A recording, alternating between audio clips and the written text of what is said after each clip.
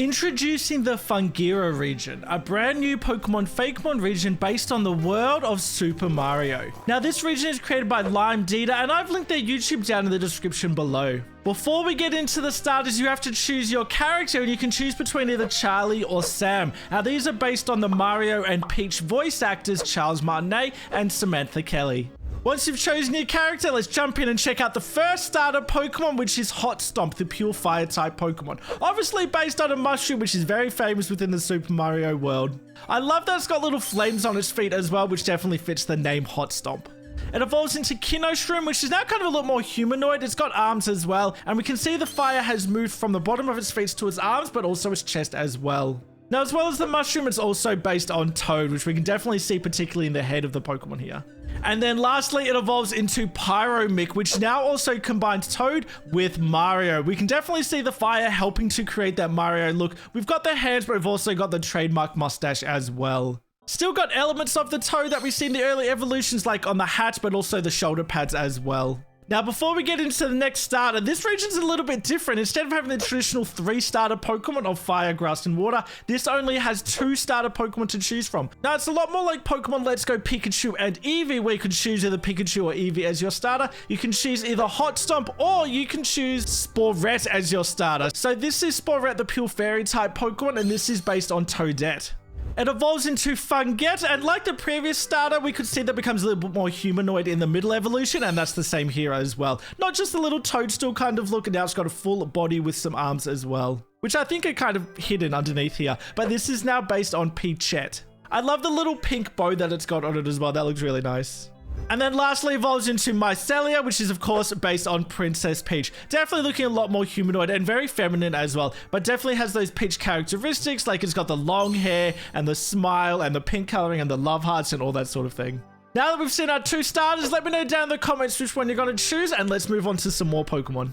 Straight away, we're going to look at another fire-type Pokemon. This is called Turtlet, which is based on Bowser Jr. I love this look here. I love that it's got the very angry look of Bowser Jr. I think the face and the shell definitely look a lot like Bowser Jr., which is really nice. But it's that little flame at the top of it. Almost looks a little bit like a lighter, but I think that works really well for the design here to kind of give it the look of the hair. I really like this design. We can also see for all of these Pokemon that they have some amazing shinies. This one in particular I really like, but there's also a particular reason for all of these shinies, and that's for the entire decks as well. Now, Dry Bowser is the inspiration for the shiny of this one here, but keep an eye on the shinies as we go throughout this decks and see if you can work out what the inspirations are.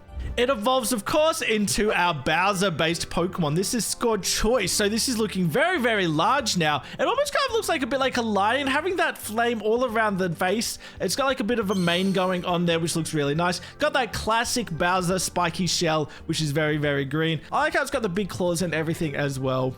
Next, we are going into Chamchimp, which is a pure normal type Pokemon. Now, this is clearly based on Diddy Kong, and Donkey Kong and its whole family are some of my favorite characters in all of Nintendo, as well as Pokemon, of course. But this one being Diddy Kong, I think is really nice. It's hiding in the little barrel, and I think the barrel is just synonymous with the whole Donkey Kong family, so I'm really glad that this has got a very important mention here. We can also see that it's got the classic red hat of Diddy as well. Now, the evolution for this is quite convoluted, but I'll explain it as we go. Now, Chamchimp has a split evolution to start with.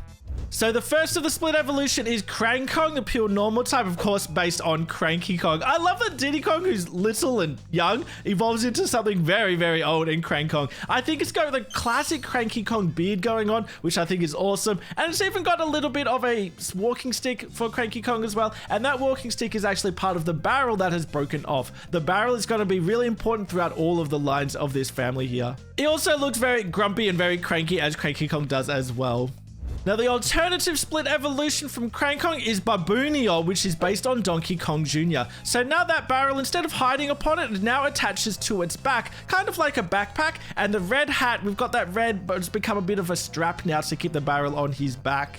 So I do like this look a lot. It also does look a lot like Donkey Kong Jr., which I think it works really nicely. Now, Baboonior actually has a split evolution itself. So the original version split off, but then we've got another split off from here as well. I'll show you the whole family tree later on, which will make a bit more sense. A quick break from the Pokédex to mention something that I think everyone can benefit from. While it seems that discussions around mental health are becoming more common these days, there still seems to be a stigma towards seeking mental health treatment. It may be because of how people were raised, or their particular culture, or generational beliefs, or any other number of factors. That is something that I personally feel needs to change. So to celebrate Mental Health Awareness Month, BetterHelp is the paid partner for this video, and I'm working with them to stop the stigma around mental health support and encourage more people to get support from a credentialed therapist. If you want to get some more info, or maybe you're sitting on the fence about it, then I encourage you to give it a go and see the benefits for yourself. Go to betterhelp.com/metalfear4 or click the link in the description for a 10% discount on your first month of therapy. Together, let's encourage people to get the mental health support that they need without the stigma and make the world just a little bit brighter. Of course, we have to have a Donkey Kong inspired Pokemon. This is Barilla, which has changed to a fighting type Pokemon now, which I think definitely fits a Donkey Kong inspired Pokemon. Now, the barrel that we saw in the other evolutions has he eaten it? I'm not quite sure. Or it's just absorbed into his body to give him the massive broad shoulders and back that Donkey Kong has to show his immense strength. This thing has massive arms and hands as well. And we can see the little bit of red has gone from the hat, it's gone to the strap for the barrel. Now it's become, of course, the Donkey Kong tie. Absolutely synonymous with him, so I'm glad that we have it. He's got a bit of a silly look on his face as well, which of course matches Donkey Kong. The alternative evolution, if you don't want Barilla, is Coolrilla, and I think this thing looks so silly. This combines kind of Machamp with the 4 arms, but with Funky Kong as well, and Funky Kong is another one of my absolute favorites from the Donkey Kong family. It's very hard to take this Pokemon seriously. I think how he's got like the little short shorts with his butt poking out. He's got like a bit of a surfboard going on. He's got his sunglasses as well. Altogether, it looks really silly. Now, I did say I was going to show you the whole family tree. This is how it looks. So we've got our first Pokemon, which has a split evolution, and then one of these ones can split evolve itself as well. So a total of 5 different Pokemon you can see here. Then next, our first regional Pokemon for this series. This is our regional Magikarp, which is now a flying and water type Pokemon. It definitely has the same colors and look of the Magikarp, but now combines a Cheep as well. So those 2 different fish combine perfectly for this look here. I think the artists have done a fantastic job to merge these 2 different fish into one that looks very similar to both. The shiny being a green Cheep makes a lot of sense, but also looks really nice as well. That coloring looks really cool. Now, the Magikarp evolves into Gapchor, which looks quite scary, I think, really. It looks really interesting. This Pokemon almost looks like it's in pain. I think it's its expression with the massive mouth, but the really tiny eyes. This is now based on Big Bertha, but also one of the characters from the 1993 Super Mario movie. And the movie did not get very good ratings, but there's a couple of Pokemon that are inspired from that movie. Then next is Munchegg, which is the first dragon Pokemon of the region. Not surprisingly, this is based on Baby Yoshi and the Yoshi egg as well. The coloring, very clear, but having that big Yoshi nose sticking out from the egg, we can't really see much else from Yoshi here. It is mainly just the egg. So the eyes are covered and the rest of the body are completely still hidden within that egg. Obviously, there's a lot of different colored Yoshis within the Super Mario world, but the red one was chosen for the shiny here. It evolves into Flutterin, which is now a flying and dragon type Pokemon, clearly based on Yoshi out of the egg. And it's also got some wings, which are really nice and makes sense with the winged Yoshi that we can see. Its 3rd evolution is Plesiogon, which is now a dragon and water type Pokemon. So the secondary typing constantly changes as it evolves as well, which is quite interesting. Now, this is based on Dory from Super Mario 64. Definitely looking a lot like a Plesiosaur. It's still got that Yoshi face, but with a whole Plesiosaur kind of look. I think this could have worked as a split evolution from the egg, but this is evolved from the previous form with a water stone, but still looks quite nice. Then next is Burnon, which is a dragon and normal type Pokemon. I think this looks really cool, actually. It's interesting how, like, it seems to be missing a lot of parts. It's just a head and a tail. There's no real body. But this is, of course, based on Birdo. You can definitely see that within the coloring. But also the big nose, mouth thing that it has as well. I love that it has a bit of attitude. I think Birdo has a bit of attitude, so I think that works really nice for this Pokemon. It looks really cool.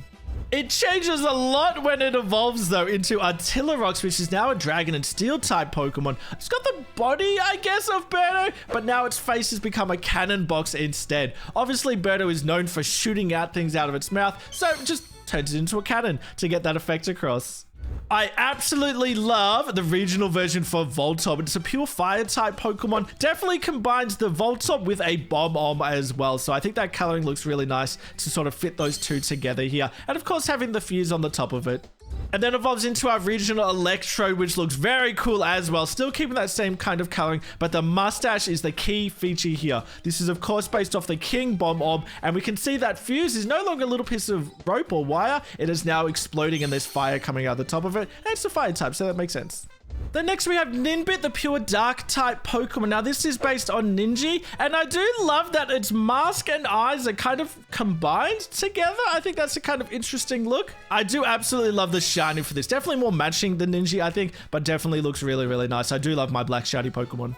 That then evolves into Swampert, which is now based on Nabbit, and we can see it's much larger, and the extremities are back to normal now. It's got proper long arms, but also those long rabbit ears as well. And we can see that mask has now covered its face to look a little bit more like a bandit now, which definitely makes sense for a Nabbit-inspired Pokemon.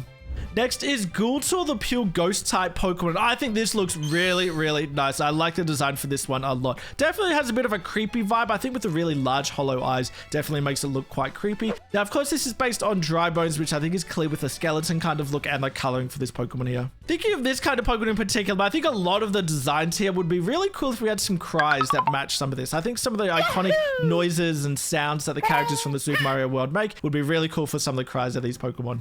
But anyways, the evolution for that is Revenooms, which is becoming a fire and ghost type Pokemon now, clearly based on Dry Bowser. And again, this Pokemon looks phenomenal. I really like this entire line. Our Bowser here is looking very, very large. The head is actually quite swollen compared to the rest of it, but those spiky ribs as well as the spiky shell makes it look really, really intimidating. I love the fire look coming from the chest, giving it a bit of a glow, which you can also see on the ribs as well, is really nice. And the shiny version having the blue flame is just, oh, chef's kiss, amazing.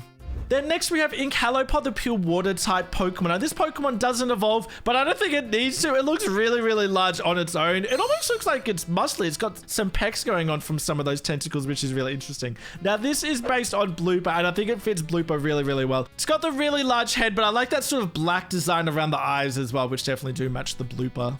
Then next we have Hoverang, the pure water type Pokemon. Now this is based on the Skeeter, which is just a cool little enemy from the Super Mario world, but I do love the design here. I love the sort of wonky eyes that it's got. It makes it look kind of silly, but I think it's really interesting because Skeeters walk on top of the water. For Hoverang to do the same, we can see the feet are really, really flat and really large compared to how skinny and small the legs are. That then evolves into Arachnid, which becomes a steel and water type Pokemon. Now, still kind of based on the Skeeter, but the back of it or the abdomen of it is filled with water, and that's because it's based on Flood. Now, Super Mario Sunshine is one of my favorite Mario games. I remember playing a lot of it as a kid, so having some Super Mario Sunshine inspired Pokemon here is awesome. I also absolutely love the shiny for this Pokemon. The greens, the reds, and the blacks work so well together.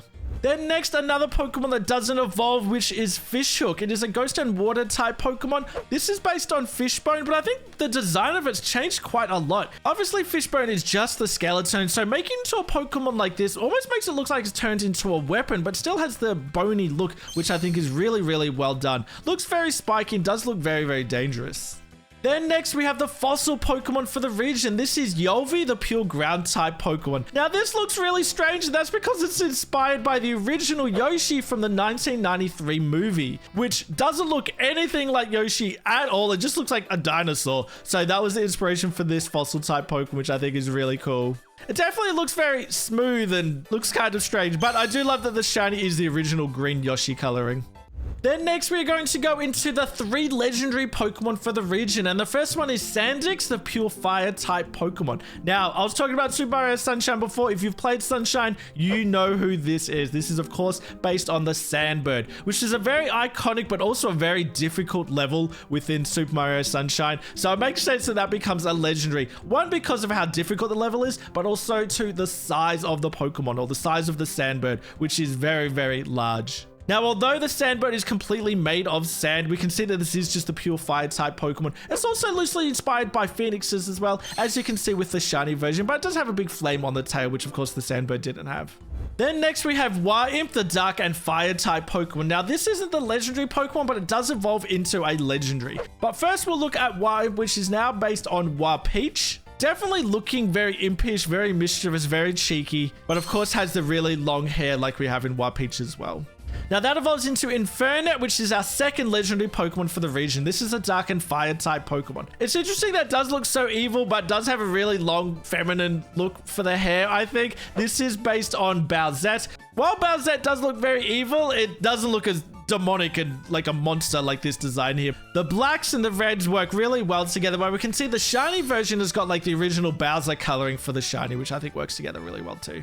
And then our third legendary Pokemon, and kind of the opposite to our Bowsette, which is the evil Pokemon. This is the good Pokemon, and this is Radiantis, the pure normal type Pokemon. And it's interesting to have pure normal for a legendary. I mean, we've had it before with like Regigigas. I think this looks really nice. It has a really majestic feel to it and really calm, nurturing kind of feel to it as well. Definitely the opposite to the Pokemon that we just saw. Now, this has a really interesting inspiration. This is based on Princess Sakura of Mario Land 4, which is a very unknown Mario character in the whole world of Super Mario, but I think it works really well for the design of this legendary, and I think the artist has gone more so for how do these legendaries work together rather than the actual inspiration for it. But we've seen Bowser and a lot of the other major characters earlier on in the region, so it kind of works really well here. I don't think it really matters what it's based on. I think just how the Pokemon works together, and I think this works. I think this looks really nice. Now, I have quickly gone through 35 Pokemon from this region, but I suggest you go and check out the full Dex video created by LimeDida, the artist themselves, which I've linked down in the description below. There's over 150 different Pokemon, including Pokemon based on Wario and Luigi and Goomba and Koopa and much, much more. So go and check that out down in the description. But I hope you have enjoyed checking out this region with me. If you haven't yet, make sure you subscribe, and I'll see you in the next video. Thanks, guys.